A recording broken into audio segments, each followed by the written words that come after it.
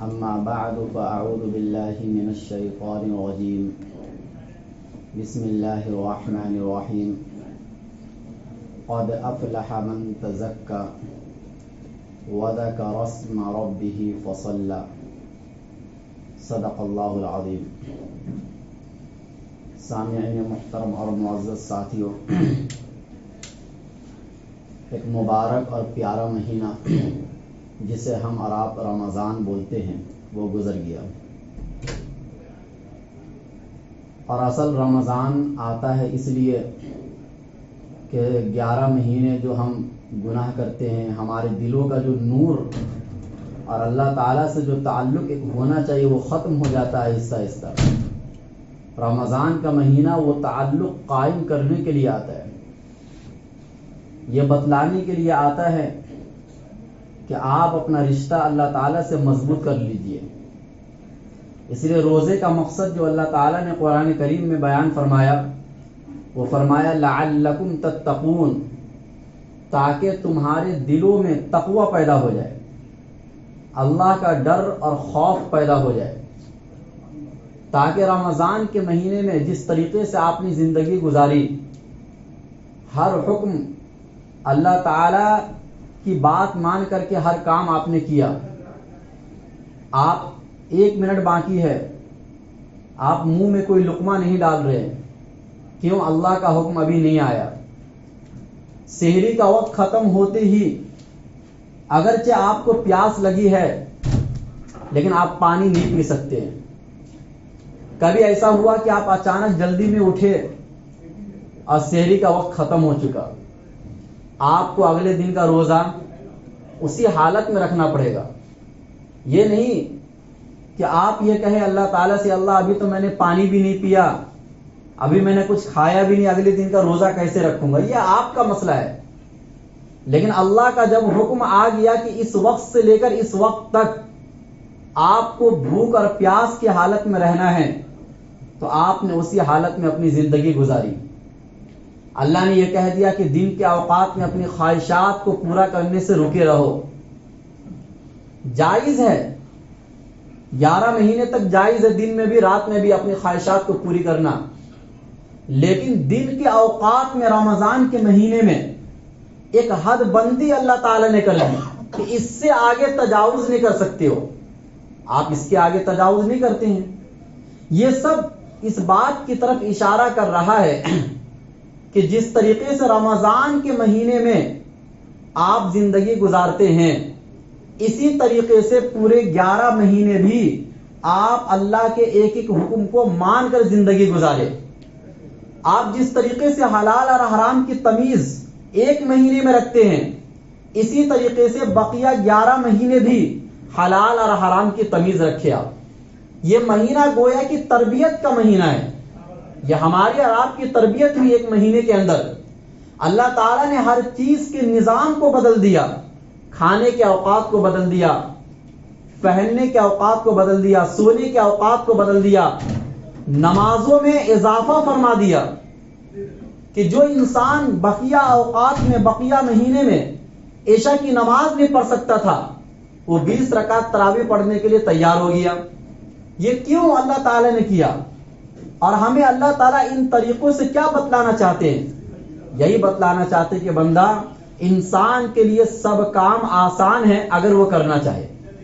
رمضان کے مہینے میں ایک ماحول بن جاتا ہے، انسان اپنے دل پر اس بات کو لے لیتا ہے کہ مجھے کرنا ہے. جب انسان نے پختہ ارادہ اور عزم مصمم کر لیا کہ مجھے یہ کام کرنا ہے، تو اس کے لیے وہ کام کرنا آسان ہو جاتا ہے. اللہ تعالیٰ نے کسی بھی نفس کو اس کی طاقت سے زیادہ کا مکلف نہیں بنایا ہے. ہمارے اندر جتنی چیزوں کی صلاحیت تھی، اللہ تعالیٰ نے انہی چیزوں کا ہمیں حکم دیا. رمضان کے مہینے میں ہم ڈبل کام کر لیتے ہیں، لیکن رمضان کے علاوہ دوسرے مہینوں میں ہم اس کا آدھا بھی نہیں کر پاتے ہیں. تو پتہ یہ چلا کہ رمضان کا جو اصل مقصد ہے تقوی، وہ کیسے پتہ چلے گا کہ ہمارے اندر تقوی پیدا ہوا یا نہیں ہوا؟ وہ آپ کے 11 مہینوں سے پتہ چلے گا. اگر آپ نے رمضان کے مہینے میں صحیح معنوں میں اپنے اندر تبدیلی لانے کے ارادے سے عبادت کی، صحیح معنوں میں اللہ کی رضا کے لیے آپ نے عبادت کی، صحیح معنوں میں آپ کا یہ ارادہ تھا کہ پچھلی زندگی کو اب ہم چھوڑ رہے ہیں، اگلی زندگی ہماری الگ ہوگی، اگر اس ارادے سے آپ نے رمضان کا مہینہ گزارا ہے تو صحیح معنوں میں آپ کی زندگی میں تبدیلی آئے گی، کیونکہ جو انسان تبدیلی کا ارادہ کرے گا اللہ اس کی زندگی کو بدلے گا۔ ان اللہ لا یغیر ما بقوم حتی یغیروا ما بانفسہم، کہ اللہ اس شخص کی یا اس قوم کی حالت کو کیسے بدلیں گے جو انسان خود اپنی حالت کو بدلنا نہ چاہے۔ تو پتہ یہ چلا کہ اگر آپ بدلنا چاہیں گے، دل میں وہ نیت ہوگی، اخلاص ہوگا، تو اللہ تعالیٰ ضرور آپ کی زندگی میں تبدیلی لائیں گے اور بدلاؤ لائیں گے۔ لیکن اگر یوں ہی رسمی طور پر ہم نے رمضان کے مہینے کو گزارا، جیسا کہ بہت سی عبادتیں آج کے زمانے میں رسمی بن گئی ہے، بس وقت آیا تو ہم نے نماز ادا کر لی ہے، ایک ماحول بن گیا تو ہم نے نماز ادا کر لی ہے، لیکن وہ نماز سے جو فائدہ ہونا چاہیے اور نماز کے دوران جو خشوع اور خضوع ہونا چاہیے وہ چیزیں پیدا نہیں ہو پاتی ہے۔ پھر اس نماز کا جو اثر تھا، جو اللہ نے قرآن میں بیان فرمایا ان الصلاۃ تنہی عن الفحشاء والمنکر، کہ نماز بے حیائی یا برے کاموں سے روکتی ہے، وہ چیز ہم سے ہوتے ہی رہتا ہے، کیونکہ نماز جیسی ہونی چاہیے ویسی ہوئی نہیں۔ اسی طریقے سے رمضان کا مہینہ جیسے گزرنا چاہیے اس طریقے سے ہمارا اور آپ کا رمضان گزرا نہیں، اس لیے آگے اس کا کوئی فائدہ نظر نہیں آتا ہے۔ جیسے ہم عید کی نماز پڑھتے ہیں ویسے ہی ایسا لگتا ہے کہ اللہ کے قانون سے ہم آزاد ہو گئے، اللہ کے قانون سے ہم آزاد ہو گئے، حالانکہ جو اللہ رمضان کے مہینے میں ہے وہ 11 مہینے میں بھی ہے، اور جس اللہ نے رمضان کے مہینے میں عبادت کرنے کا حکم دیا وہی اللہ 11 مہینے میں بھی عبادت کرنے کا حکم دیتا ہے۔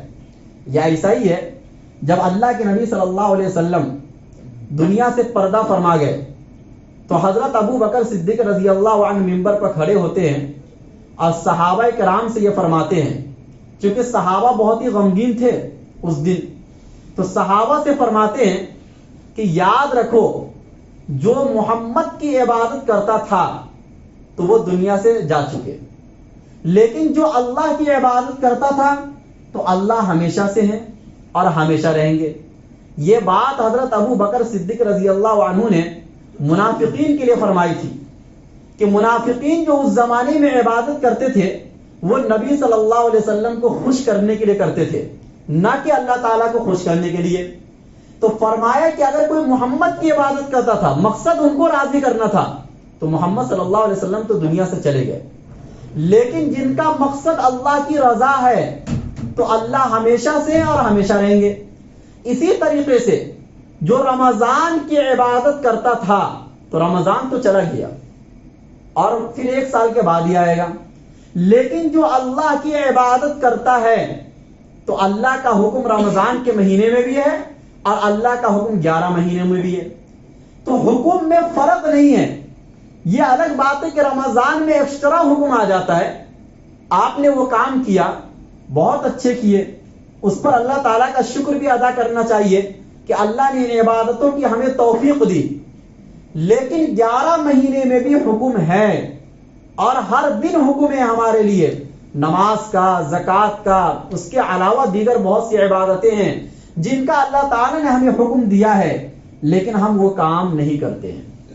تو اسی لیے ہمیں اور آپ کو اصل اللہ کو راضی کرنا ہے، اور اللہ کی رضا صرف رمضان کے مہینے میں عبادت کرنے سے حاصل نہیں ہوگی، اس کا ٹائم تو وَاعْبُدْ رَبَّكَ حَتَّى يَأْتِيَكَ الْيَقِينُ، قرآن کریم کی یہ آیت ہے، اللہ تعالیٰ نے فرمایا کہ تم اپنے رب کی عبادت کرو حتیٰ کہ تمہارے پاس موت آ جائے، یعنی اگر آپ کا آخری لمحہ ہے، آپ اٹھ کے بیٹھ نہیں سکتے ہیں اور اسی وقت میں کسی نماز کا وقت آ گیا تو آپ کو اشارے سے ہی نماز پڑھنی ہوگی، اگرچہ آپ اٹھ کے نہیں بیٹھ سکتے ہیں، آپ کو تیمم کرایا جائے گا اور اسی حالت میں آپ اشارے سے نماز پڑھیں گے، نماز اس حالت میں بھی معاف نہیں ہے جب تک کہ آپ کے جسم سے یہ سانس نہ نکل جائے، آپ کے لیے کوئی بھی عبادت قابل عذر نہیں مانا جائے گا۔ آپ کو ہر عبادت اس کے وقت پر کرنا ہی پڑے گا، اس کے کیے بغیر آپ اللہ کو راضی نہیں کر سکتے۔ اس لیے ہم یہ عہد کریں کہ ہمیں اگلی زندگی میں تبدیلی لانا ہے۔ جس طریقے سے ہم رمضان کے مہینے میں 5 وقتہ نماز ادا کیے، 11 مہینوں میں بھی ہم 5 وقتہ نمازوں کی پابندی کریں گے۔ جب آپ وعدہ کریں گے اور اپنے دل کے اندر پختہ ارادہ کریں گے تو اللہ تعالیٰ ارادے پر اور نیت پر اجر عطا فرماتے ہیں اور اس کی اگلی زندگی کے اندر تبدیلی اللہ فرماتے ہیں۔ دوسری بات یہ کہ ایک حدیث میں اللہ کے نبی صلی اللہ علیہ وسلم نے فرمایا کہ للصائم فرحتان، روزہ دار کے لیے 2 خوشی ہے، فرحۃ عند فطرہ وفرحۃ عند لقاء ربہ۔ ایک خوشی تو جب ہم افطاری کرتے ہیں تو اس وقت ہوتی ہے اور یہ طبعی خوشی ہوتی ہے، اور ایک خوشی وہ ہوتی ہے، وہ ہوگی کہ جب انسان اپنے رب کے سامنے کھڑا ہوگا اور وہ روزے کا اجر و ثواب جب دیکھے گا رب سے ملاقات کے وقت، تو اس وقت ہر بندے کو خوشی ہوگی۔ اب دیکھیے، ایک خوشی یہ طبعی ہے، یعنی انسان کو کھانے پینے سے روک دیا گیا، پھر اچانک حکم آیا کھاؤ پیو، تو یہ طبعی خوشی ہوتی ہے اور یہ ہر روز ہوتی ہے۔ اور ایک عید کے دن خوشی ہوتی ہے کہ جب آپ پورے مہینے روزہ رکھ کر گزار دیے، اللہ کی رضا والے کام آپ کر کے گزار دیے، تو ایک خوشی عید کے دن آئی کہ بھائی اب طبعی خوشی ہے یہ کہ پورے مہینے تم نے میرے حکموں کو مانا ہے، اب عید کے دن تم خوش ہو جاؤ، آج کے دن روزہ نہیں رکھنا ہے، آج کے دن میری طرف سے مہمانی ہے، یہ اللہ کا اعلان ہے۔ اور اسی طریقے سے جب ہم پوری زندگی رمضان کی طرح گزاریں گے تو ہماری قبر کا جو پہلا دن ہوگا وہ عید کا دن ہوگا۔ کون سا دن ہوگا؟ وہ عید کا دن ہوگا کہ جب ہم پوری زندگی رمضان کی طرح گزاریں گے، یعنی اللہ کے احکامات کی پابندی کریں گے، جن چیزوں سے اللہ نے منع کیا ان تمام کاموں سے اگر ہم بچیں گے تو ہم قبر میں سارے سوالات کے جوابات دے دیں گے۔ اور جب سوالات کے جوابات دے دیں گے تو اصل خوشی تو وہاں کی خوشی ہے نا، دنیا کی خوشی کا کیا اعتبار ہے؟ آپ 2 منٹ کے لیے خوش ہوئے، آگے کوئی مصیبت آ گئی پھر ٹینشن میں آ گئے، لیکن آخرت میں جو انسان خوش ہو گیا پھر وہ خوش رہے گا ہمیشہ، اور جو پہلے دن غمگین ہو گیا وہ ہمیشہ غمگین رہے گا۔ تو اللہ تعالیٰ گویا کہ رمضان کے عبادت سے اور عید سے ایک سبق یہ بھی دینا چاہتے ہیں کہ جس طریقے سے رمضان کا مہینہ گزار کر ایک دن خوشی کا آتا ہے جس کو ہم عید کا دن کہتے ہیں، تو اسی طریقے سے اگر پورے مہینے پوری زندگی اگر ہم رمضان کی طرح گزاریں گے تو ہماری قبر کا جو دن ہوگا، جو پہلا دن ہوگا، وہ ہماری عید کا دن ہوگا اور خوشی کا دن ہوگا، اور اسی دن سے جنت کی ساری نعمتیں ہمارے لیے کھول دی جائیں گی اور ہم ان نعمتوں سے فائدہ اٹھانے لگ جائیں گے۔ پھر جب قبر کی منزلیں آسان ہو جاتی ہے تو آخرت کی جتنی بھی منزلیں اس کے بعد آئیں گی وہ سب کیا ہو جاتی ہے؟ آسان ہو جاتی ہے۔ اور اگر قبر کی زندگی مشکل ہو گئی، پہلا دن ہی خراب چلا گیا، تو اگلا مرحلہ جتنا آئے گا وہ سب خراب ہوتا چلا جائے گا، کیونکہ قبر میں عقیدے کا سوال ہوتا ہے اور اللہ کے سامنے اعمال کا سوال ہوگا۔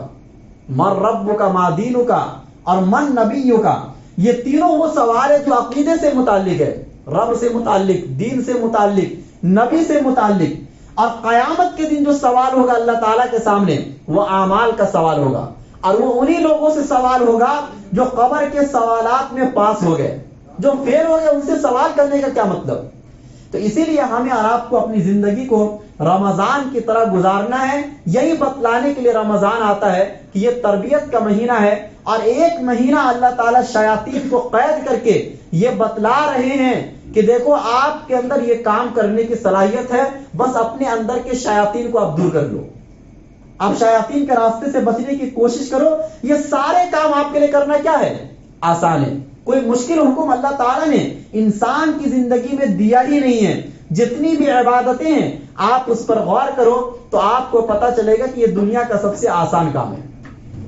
تو روزے کے ذریعے سے انسان کی یہ بھی تربیت ہوتی ہے کہ جس طریقے سے انسان جب دنیا کی زندگی گزارتا ہے تو دل گندا ہو جاتا ہے. رمضان کے مہینے میں دل صاف ہو جاتا ہے. انسان جب مسجد میں آتا ہے تو مسجد سے جانے کا دل نہیں کرتا ہے. اس کو مسجد والے ماحول میں اچھا لگتا ہے, اس کو ان لباسوں میں اچھا لگتا ہے جو علماء صلحہ کا لباس ہے. ان کو اللہ کے احکامات کو پورا کرنا اچھا لگتا ہے, ان کو اللہ کے لیے بھوکا رہنا اچھا لگتا ہے. کیوں؟ یہ اللہ تعالیٰ یہ بتلا رہے ہیں کہ یہ ایک مہینے کی تربیت سے پوری زندگی یہی والی کیفیت آپ کو اپنے اندر پیدا کرنا ہے کہ آپ کو عبادتوں میں مزہ آنے لگے. جیسے رمضان کے مہینے میں آپ کو عبادتوں میں مزہ آتا ہے. مزہ آتا ہے جبھی تو آپ نیند کی قربانی دے کر فجر کی نماز کے لیے آتے ہیں. حالانکہ آپ کو کام پر بھی جانا ہوتا ہے, لیکن اس کے باوجود آپ سحری کھاتے ہیں. سحری کھانے کے بعد ایک وقت ہوتا ہے فجر کی نماز کے لیے. آپ فجر کی نماز کے لیے آتے ہیں, پھر اس کے بعد آپ اپنے کام پر جاتے ہیں. پھر مغرب کے وقت آپ جلدی آتے ہیں, افطاری کرتے ہیں. یہ سارے کام کو آپ آگے پیچھے کرتے ہیں.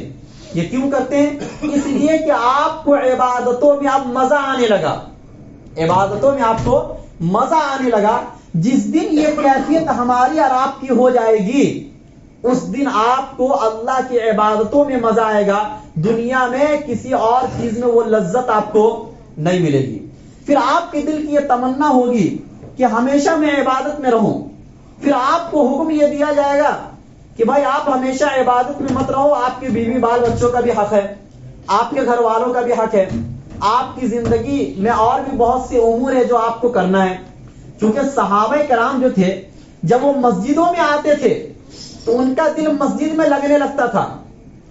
تو اللہ تعالیٰ نے ان کو حکم دیا کہ یا ایھا الذین آمنوا اذا نودی للصلاۃ من یوم الجمعۃ فاسعوا الی ذکر اللہ, کہ جب جمعہ کے لیے اذان ہو جائے تو تم اللہ کے ذکر کی طرف دوڑو. اور اللہ کو یہ معلوم تھا کہ یہ صحابہ کا دل مسجد میں بہت اچھا لگتا ہے. چنانچہ آگے پھر حکم دیا فَإِذَا قُضِيَتِ الصَّلَاةُ, جب نماز پوری ہو جائے تو تم زمین میں پھیل جاؤ. صحابہ تو وہ تھے کہ جن کو مسجد سے پھر نکلنے کا حکم دیا جا رہا ہے, اور یہ کہا جا رہا ہے کہ اللہ کے رزق کو تلاش کرو, کماؤ.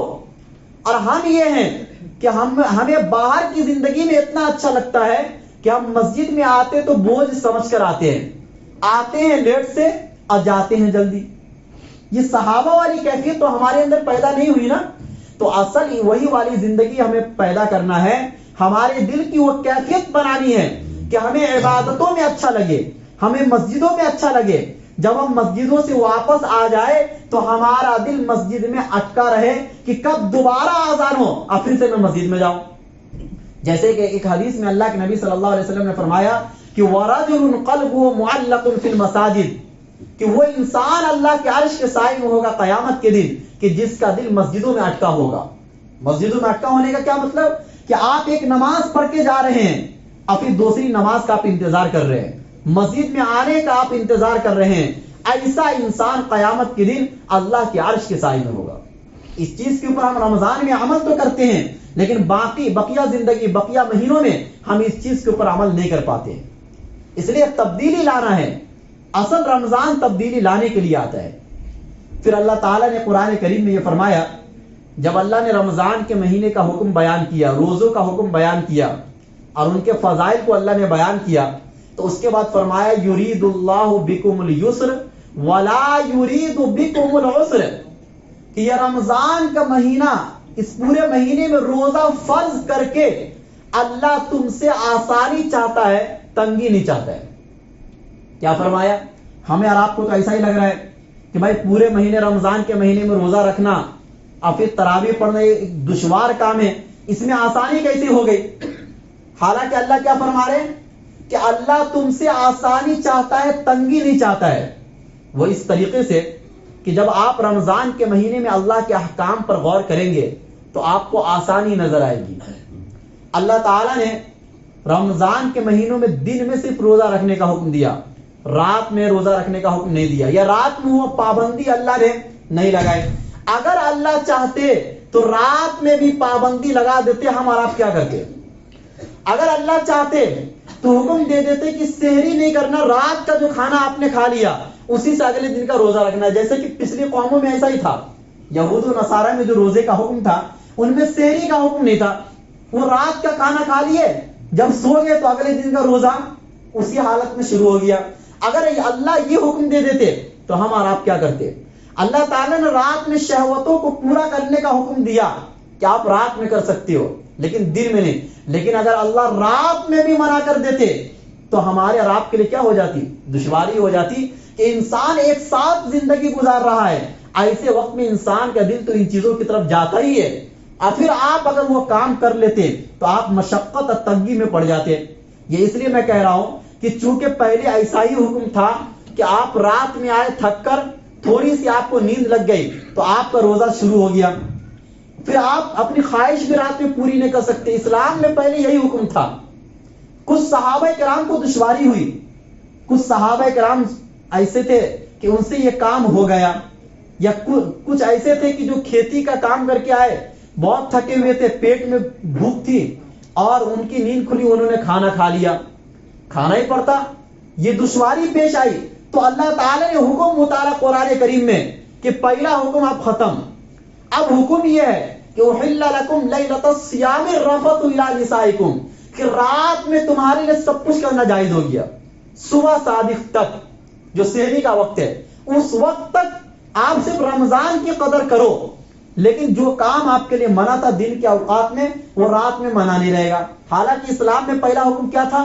صحابہ اس پر بھی عمل کیے ہیں, اور اسلام میں شروع میں جب سن 2 ہجری میں رمضان کا روزہ فرض ہوا تو اس کے بعد 1 سال تک یا 2 سال تک ایسا ہی حکم تھا. اس کے بعد اس حکم میں چینجنگ آئی. تو اللہ تعالیٰ کیا فرما رہے کہ یرید اللہ بکم اليسر ولا یرید بکم العسر, کہ اللہ تم سے آسانی چاہتا ہے, اللہ تم سے تنگی یا مشکل نہیں چاہتا ہے. اس لیے اللہ تعالیٰ حکموں میں تبدیلی لائے کہ تاکہ ہر بندے کے لیے رمضان کے مہینے میں عبادت کرنا اور وہ کام کرنا آسان ہو جائے. فطرت کے مطابق اللہ تعالیٰ نے ہمیں قانون دیا ہے, جو انسان کی فطرت ہے, جس نیچر پر اللہ نے انسان کو پیدا کیا ہے, اسی کے عین مطابق اللہ تعالیٰ نے ہمیں حکم دیا, اس کے خلاف حکم نہیں دیا. فرمایا یرید اللہ بکم اليسر ولا یرید بکم العسر ولتکملوا العدہ, تم عدت کو مکمل کرو, یعنی 30 دن یا 29 دن, جب تک چاند نظر نہ آئے. اللہ تعالیٰ جب تم سے آسانی چاہتا ہے اور آسانی والا حکم دے دیا تو آسانی کے ساتھ یہ پورے 29 دن یا 30 دن آپ کیا کرو؟ مکمل کرو. اس میں کوئی کمی کوتاہی نہیں ہونا چاہیے. وَلِتُكْمِلُ الْعِدَّةَ وَلِتُكَبِّرُوا اللَّهَ عَلَى مَا هَدَاكُمْ, اب تم اللہ کی بڑائی بیان کرو اس بات پر کہ اللہ نے تمہیں توفیق دی.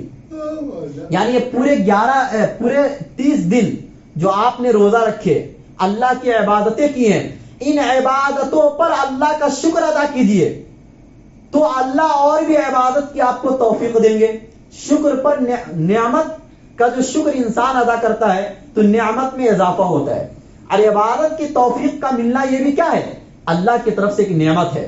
شیطان تو یہی آپ کے دل میں وسوسہ دلائے گا کہ بھائی تو نے کیا کیا. یہ وسوسہ آئے گا کسی کے دل میں کہ بھائی رمضان کے مہینے میں تو نے کیا کر لیا.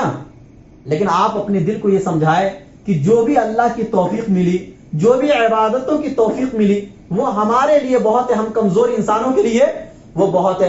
بس اللہ اسی پر راضی ہو جائے, اتنا ہمارے لیے کیا ہے؟ کافی ہے.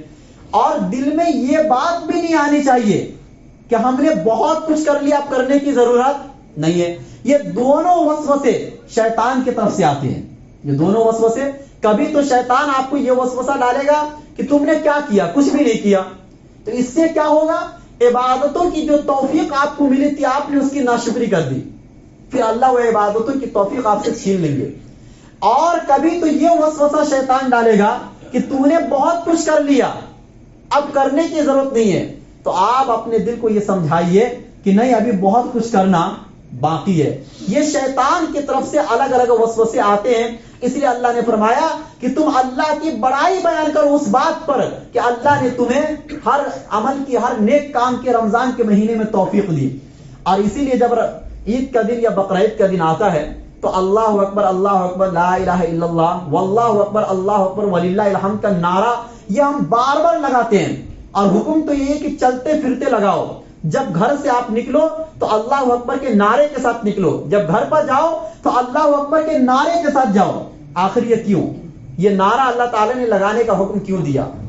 ایک تو یہ کہ اللہ تعالیٰ نے ہمیں عید کے دن خوشی کا موقع دیا، تو جب خوشی کا اللہ تعالیٰ نے ہمیں موقع دیا تو اللہ تعالیٰ نے یہ فرمایا کہ دیکھو انسان کبھی کبھی خوشی میں حد سے تجاوز کر جاتا ہے، خوشی میں انسان کبھی کبھی حد سے تجاوز کر جاتا ہے۔ اللہ تعالیٰ نے یہ فرمایا کہ خوشی کا موقع تو یہ ہے کہ تم اچھے لباس پہن کر گھومو، اچھے اچھے کھانے کھاؤ، اور اسی طریقے سے دوستوں سے ملو، گھر والوں سے ملو، خوشیاں مناؤ، لیکن یہ تمام خوشی بعد میں پہلے تم میرے گھر میں آؤ اور 2 رکعت سجدہ کر کے میرے سامنے تم جھکو۔ یہ کیا ہے؟ اصل خوشی ہے اللہ کو خوش کرنا۔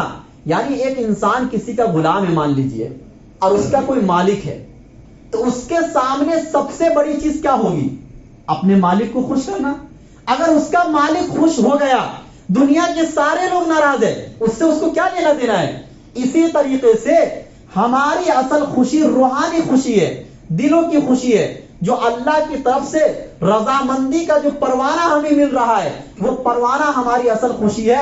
اس لیے اللہ یہ فرماتے ہیں کہ اسلام میں کسی بھی خوشی کا آغاز اللہ کی عبادت سے ہوتا ہے، تسلی کے ساتھ ہوتا ہے، امن اور چین اور سکون کے ساتھ ہوتا ہے، شور شرابے کے ساتھ یا کھیل تماشے کے ساتھ یا کھیل کود کے ساتھ کسی بھی تہوار اور کسی بھی خوشی کا موقع نہیں ہوتا ہے۔ اس لیے اسلام میں عید کے علاوہ بھی جو خوشی کے مواقع ہیں، جیسے شادی کا دن ہے، یا اسی طریقے سے انسان کے گھر میں کوئی بچہ پیدا ہوا، وہ خوشی کا دن ہوتا ہے، ان تمام مواقع پر یہی ہے کہ آپ سجدہ شکر بجا لاؤ، آپ پہلے اللہ کا شکر ادا کرو، اس کے بعد دنیا کے لوگوں کے ساتھ آپ خوشی مناؤ، کیونکہ اللہ کی رضا یہی دنیا اور آخرت کی سب سے بڑی خوشی ہے۔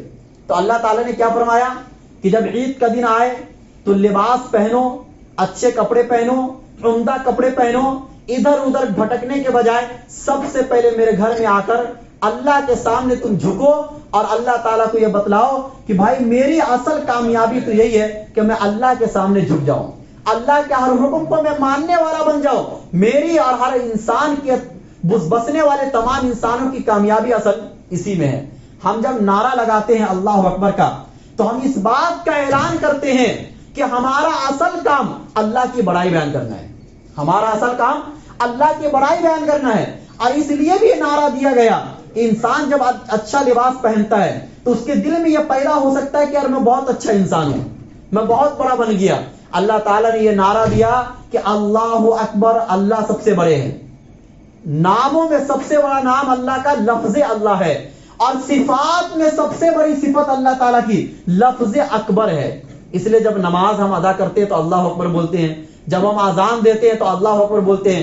پتہ چلا کہ اللہ کے تمام صفاتوں میں سب سے بڑی صفت اللہ کی بڑائی بیان کرنا ہے۔ اور اللہ تعالیٰ نے عید کے دن اچھا لباس پہننے کے بعد یہ حکم دیا کہ تمہارے دلوں میں یہ پیدا نہیں ہونا چاہیے کہ تم بہت اچھے بن گئے، یہ لباس بھی میں نے دیا ہے، یہ پہننے والے اعضا جس اعضے میں تم لباس کو لٹکا رہے ہو یہ اعضا بھی میں نے دیا ہے، یہ خوبصورت چہرے اور یہ کھانے پینے کی تمام چیزیں جس کو تم کھا کر خوشیاں منا رہے ہو دوستوں کے ساتھ یا گھر والوں کے ساتھ، یہ ساری نعمتیں میں نے ادا کی ہے۔ یہ چلنے کی طاقت، یہ گھومنے کی طاقت، یہ آنکھ سے دیکھنے کی طاقت، یہ تمام نعمتیں اور صحت کی جو طاقت ہے، یہ سب اللہ کس نے دی ہے؟ اللہ تعالی نے دی ہے۔ اس لیے اللہ تعالیٰ یہ فرماتے ہیں کہ سب سے پہلے میری بڑائی بیان کرو، سب سے پہلے تم میری تعریف کرو، میری تعریف کرنے کے بعد جب میں راضی ہو جاؤں گا تب جا کے عید کی نماز کے بعد تم اپنے گھر والوں کے ساتھ خوش ہو جاؤ۔ تو اصل کیا تھا؟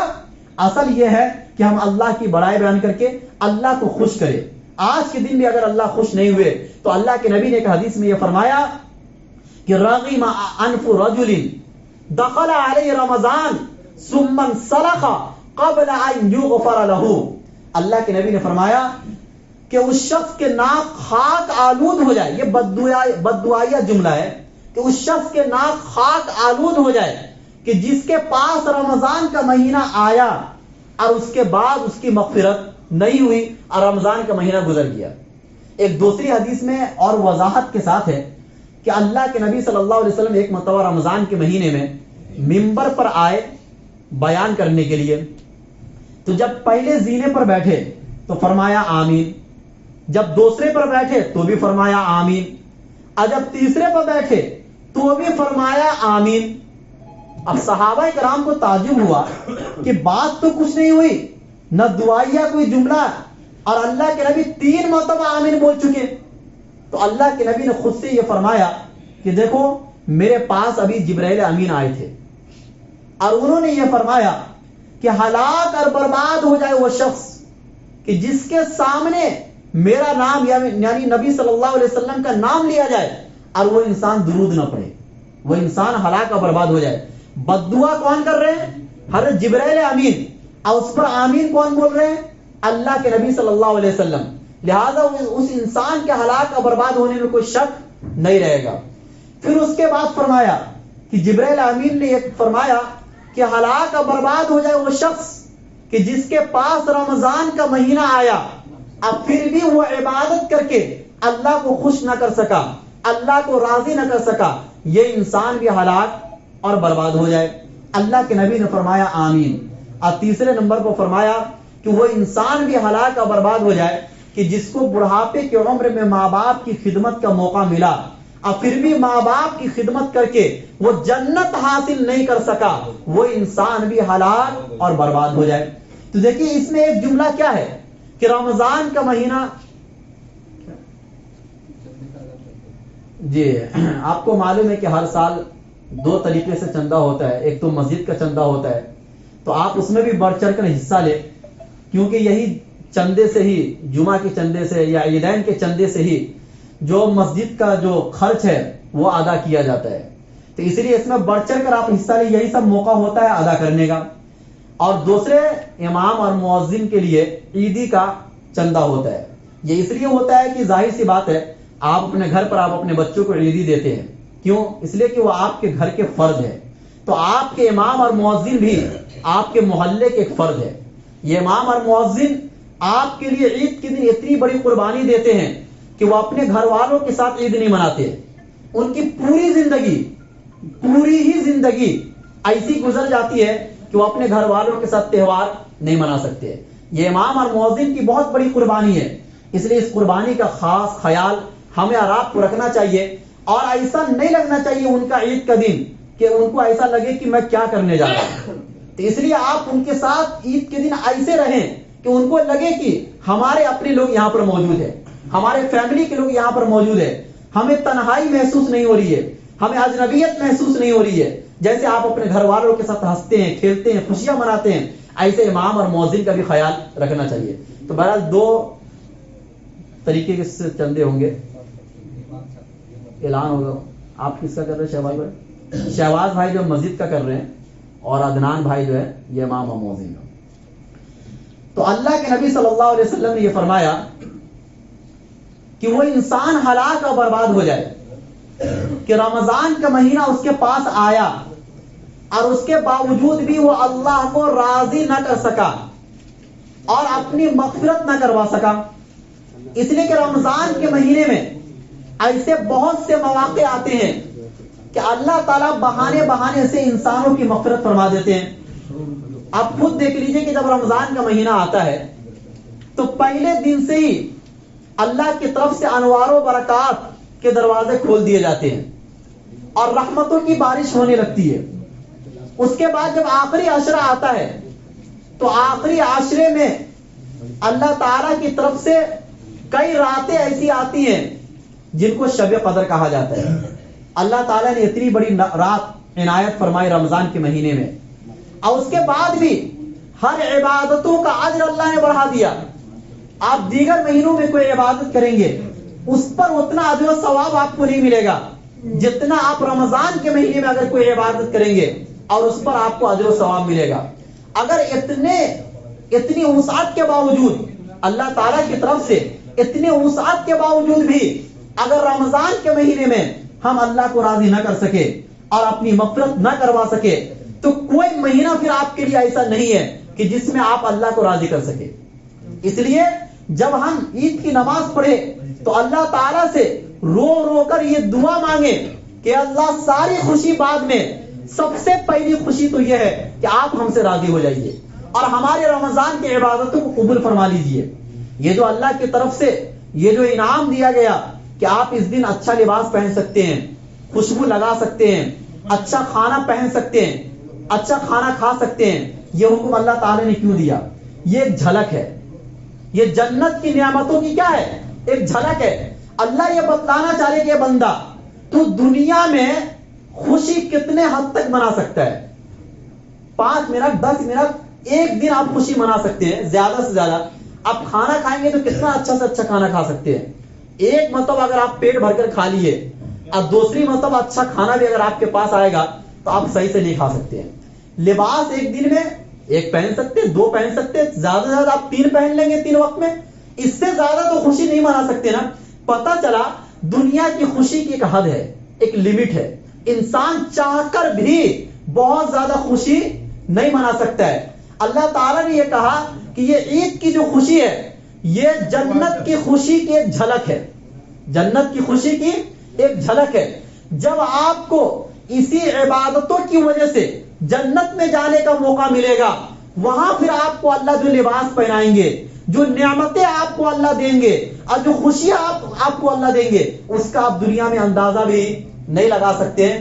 اللہ تعالیٰ نے قرآن کریم میں فرمایا وَلَكُمْ فِيهَا مَا تَشْتَهِي أَنفُسُكُمْ وَلَكُمْ فِيهَا مَا تَدَّعُونَ, کہ جنت میں تمہارے لیے وہ ہے جو تمہارا دل چاہے گا اور تمہارے لیے وہ ہے جو تم پکارو گے, جو آپ پکاریں گے. اچھا, وہاں لباس ہر منٹ پر آپ بدل سکتے ہیں, ہر لمحے آپ لباس بدل سکتے ہیں, لباس کی کوئی کمی نہیں ہوگی. اور وہ لباس جو دنیا میں حرام ہے جنت میں آپ کے لیے کیا ہو جائیں گی؟ جائز ہو جائیں گی. جی, تو گویا کہ یہ جو عید کی جو خوشی ہے یہ جنت کی خوشی کی ایک جھلک ہے اور اس کا ایک اثر ہے. تو ہمیں اور آپ کو اصل جنت کی خوشی اپنے ذہن میں رکھنا چاہیے کہ دیکھیے ایک دن وہ بھی آئے گا جب ہم دنیا سے چلے جائیں گے اور اللہ کو راضی کر کے اگر ہم دنیا سے جائیں گے, اور اس دن ہم جب جنت میں جائیں گے تو اس دن خوشی کا کیا عالم ہوگا. جب ہم اللہ کا دیدار کریں گے تو اس وقت ہماری خوشی کا کیا عالم ہوگا.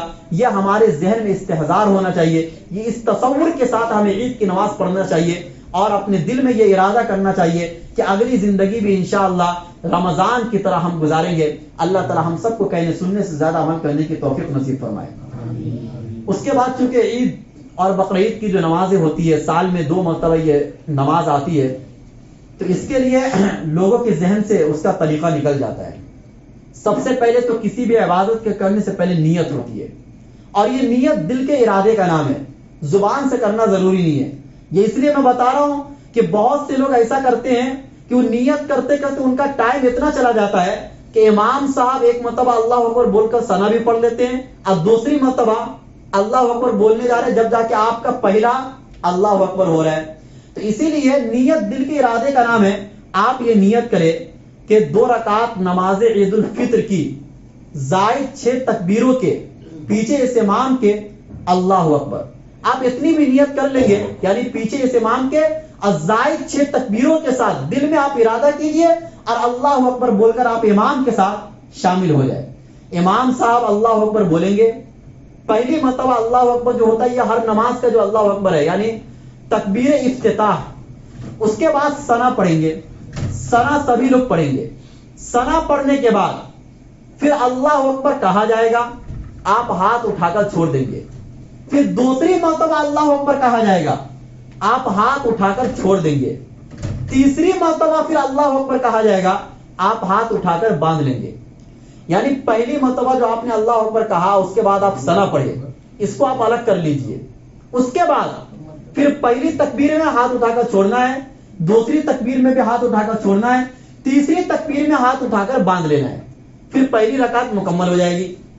دوسری رکعت میں سورہ فاتحہ قرات کرنے کے بعد رکوع میں جانے سے پہلے 3 مرتبہ اللہ اکبر بول کر ہاتھ اٹھا کر چھوڑ دینا ہے. 3 مرتبہ میں اللہ اکبر اللہ اکبر اللہ اکبر ہاتھ اٹھا کر چھوڑ دینا ہے. چوتھی مرتبہ جب تکبیر کہی جائے گی تو وہ رکوع کے لیے ہوگی, آپ کو ڈائریکٹ رکوع میں جانا ہے. پھر اس کے بعد یہ 2 رکعت جب مکمل ہو جائے گی تو مکمل ہو جانے کے بعد اطمینان اور سکون کے ساتھ ہمیں خطبہ سننا ہے. خطبہ سننے کے بعد پھر دعا ہوگی اور دعا ہونے کے بعد پھر آپ کا سارا کام مکمل ہوگا. اس لیے اس سے پہلے کوئی اٹھے نا اپنی جگہ سے.